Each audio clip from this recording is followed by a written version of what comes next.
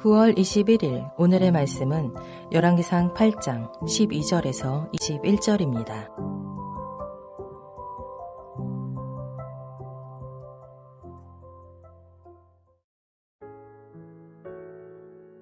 그때 솔로몬이 이르되 여호와께서 캄캄한 데에 계시겠다 말씀하셨사오나 내가 참으로 주를 위하여 계실 성전을 건축하였사오니 주께서 영원히 계실 처소로소이다 하고 얼굴을 돌이켜 이스라엘의 온 회중을 위하여 축복하니 그때 이스라엘의 온 회중이 서 있더라. 왕이 이르되 이스라엘의 하나님 여호와를 송축할지로다. 여호와께서 그의 입으로 내 아버지 다윗에게 말씀하신 것을 이제 그의 손으로 이루셨도다. 이르시기를 내가 내 백성 이스라엘을 애굽에서 인도하여 낸 날부터 내 이름을 둘 만한 집을 건축하기 위하여 이스라엘 모든 지파 가운데에서 아무 성읍도 택하지 아니하고 다만 다윗을 택하여 내 백성 이스라엘을 다스리게 하였노라 하신지라. 내 아버지 다윗이 이스라엘의 하나님 여호와의 이름을 위하여 성전을 건축할 마음이 있었더니 여호와께서 내 아버지 다윗에게 이르시되 네가 내 이름을 위하여 성전을 건축할 마음이 있으니 이 마음이 네게 있는 것이 좋도다.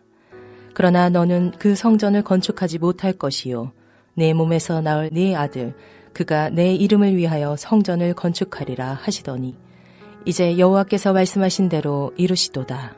내가 여호와께서 말씀하신 대로 내 아버지 다윗을 이어서 일어나 이스라엘의 왕위에 앉고 이스라엘의 하나님 여호와의 이름을 위하여 성전을 건축하고 내가 또 그곳에 우리 조상들을 애굽 땅에서 인도하여 내실 때에 그들과 세우신 바 여호와의 언약을 넣은 궤를 위하여 한 처소를 설치하였노라.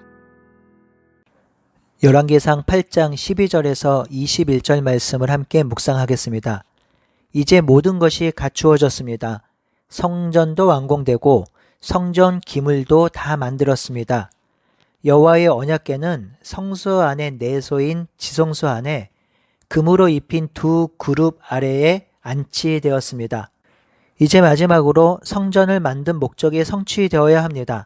그것은 바로 여호와 하나님의 임재입니다. 성전은 하나님이 임재하는 장소로 하나님의 다스림과 역사하시는 것을 가시적으로 보여주는 장소죠. 그러니 성전에 하나님께서 임재하심으로 이제 성전의 기능, 성전을 지은 목적이 성취되는 것입니다. 다행히도 구름이 성전을 덮었습니다. 얼마나 구름이 짙게 드리웠던지 성전에서 봉사하는 제사장이 자기의 직무를 감당할 수 없을 정도였습니다. 이러한 영적이고 아름다운 광경을 목격한 백성들이 얼마나 기쁘고 감사했을까요? 솔로몬이 얼마나 감격스러웠을까요? 저는 이 정도는 아니지만 이 감격과 기쁨을 맛본 적이 있습니다. 2016년 5월경 분립이 결정이 되고 4년 6개월이 흐른 뒤 2019년 12월 8일 이곳 신원동에서 하나두레교회에서 첫 예배를 드릴 때입니다. 저는 여전히 그때의 감사와 감동과 기쁨을 잊을 수 없습니다. 그간 수고하고 애쓴 성도들, 분립을 위해 기도하고 섬겼던 순간들, 그리고 성도들이 주마등처럼 지나갔습니다. 그리고 무엇보다 더 기억에 남는 것은 그날 했던 첫 설교입니다. 언제든지 첫 설교는 기억에 남지요. 이 첫 설교에서 저는 하나님께서 우리 교회에 주신 소망과 비전을 설교했습니다. 창세기 12장 말씀으로 하나님 나라를 위한 건강한 교회라는 주제로 설교했지요. 오늘 솔로몬도 그러한 마음이지 않을까 싶습니다. 성전이 완공된 후 여호와의 임재를 상징하는 구름이 덮인 후 연설을 하는데요. 구름이 덮인 성전을 보면서 이런 고백을 합니다. 여호와께서 캄캄한 데에 계시겠다 말씀하셨습니다. 하지만 제가 진실로 주 하나님을 위해 계실 성전을 건축하였사오니 이 성전이 주께서 계시는 영원한 처소가 되었으면 좋겠습니다. 라고 고백하지요. 여기서 캄캄한 데라는 말은 단순히 어두운 곳이란 의미가 아니라 구름이 빽빽하게 낀 어두움을 뜻합니다. 그래서 세번역은 주님께서 캄캄한 구름 속에 계시겠다고 말씀하셨다라고 번역하지요. 그러니 이 표현은 하나님의 실제적인 임재를 뜻합니다. 그러니 솔로몬은 하나님께서 구름 속에 임재하지 마시고 이 성전을 거처로 삼으셔서 이곳에 영원히 계셔달라고 하므로 하나님과 영원히 함께하며 하나님도 이 백성을 영원히 떠나지 말아달라는 간구와 기쁨을 하나님께 올려드린 것이죠. 이렇게 하나님을 향한 고백 이후 백성들을 향해서 연설을 시작합니다. 솔로몬이 여호와에게서 얼굴을 돌이키고 이스라엘의 온 회중을 향하여 축복을 합니다. 이 축복은 하나님의 대리 통치자로서 하나님의 복을 비는 형식으로 성심을 다해 성전을 건축한 백성들을 향해 하나님의 따뜻한 마음을 담는 행위입니다. 솔로몬은 성전 건축이 자신만의 노력과 힘으로 지어지지 않은 것을 알고 있습니다. 이 성전 건축은 이스라엘 온 백성과 함께 이룬 일임을 알았기에 하나님의 임재가 가득한 성전 앞에서 백성들을 축복하고 있는 것이지요. 이러한 모습은 솔로몬이 왕으로서 가져야 할 영성과 자질을 갖추고 있다고 말해주는 대목입니다. 솔로몬이 집권 후기로 넘어갈수록 하나님을 등지고 타락의 길을 걸었지만 처음부터 그런 것은 아니었지요. 솔로몬은 하나님을 사랑하고 백성들을 존귀히 여길 줄 아는 마음을 갖고 있던 왕이었습니다. 왕으로서 아주 중요한 덕목이지요. 이는 교회 지도자들이나 리더들에게 요구되는 덕목과 자질입니다. 지도자와 리더는 하나님을 향한 신실함을 가지고 있어야 합니다. 하지만 이것만으로는 부족합니다.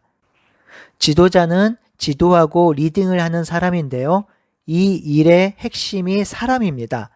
사람을 지도하고 리딩하는 일에 있어서 사람을 존중히 여기지 않고 사랑하지 않는다면 결코 지도하는 일, 리딩하는 일이 불가능합니다. 따르는 사람도 따라갈 사람을 보고 따릅니다. 아무나 따르지 않습니다. 그러니 교회 직분자, 리더, 지도자는 하나님을 사랑함과 동시에 성도를 그리고 사람을 사랑해야 함을 다시금 기억하며 한 사람 한 사람 소중히 여기는 지도자들이 되기를 바랍니다. 백성들을 향해 축복을 선언한 솔로몬은 이제 15절에 연설을 시작합니다.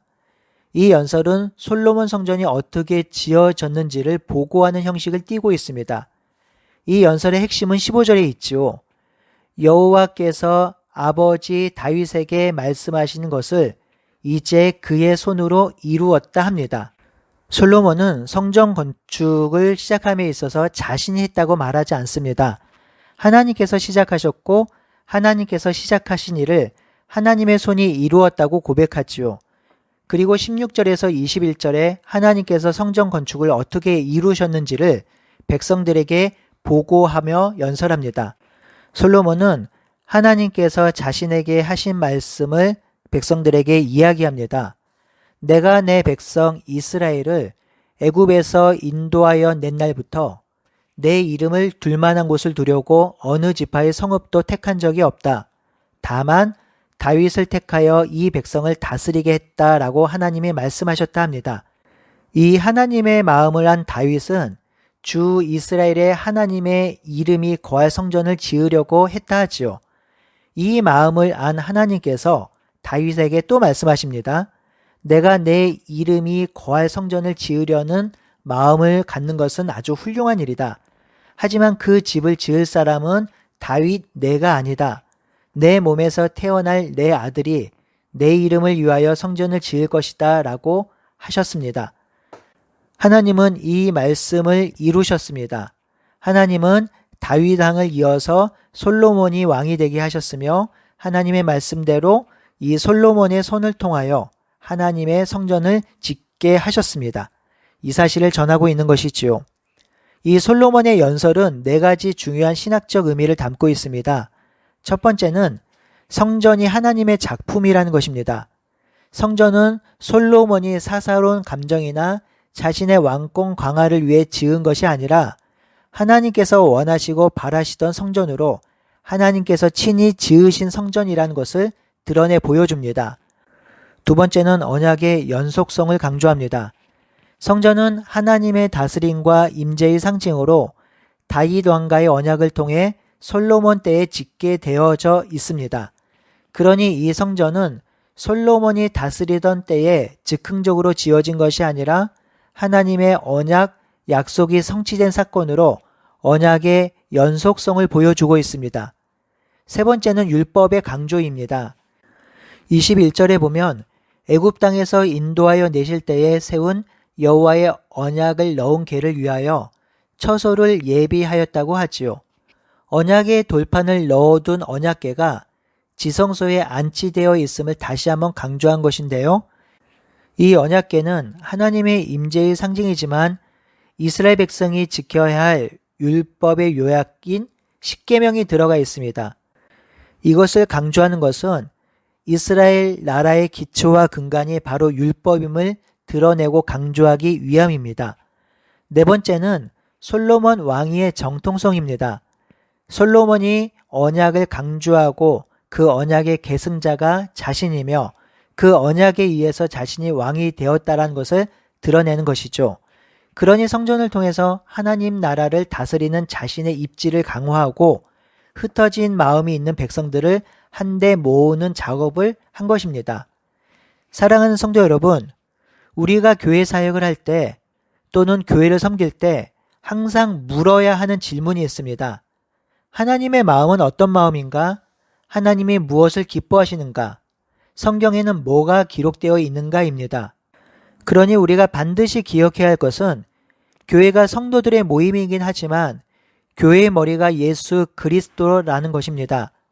그러니 그리스도께서 원하시는 바가 무엇인지 항상 물어야 하지요.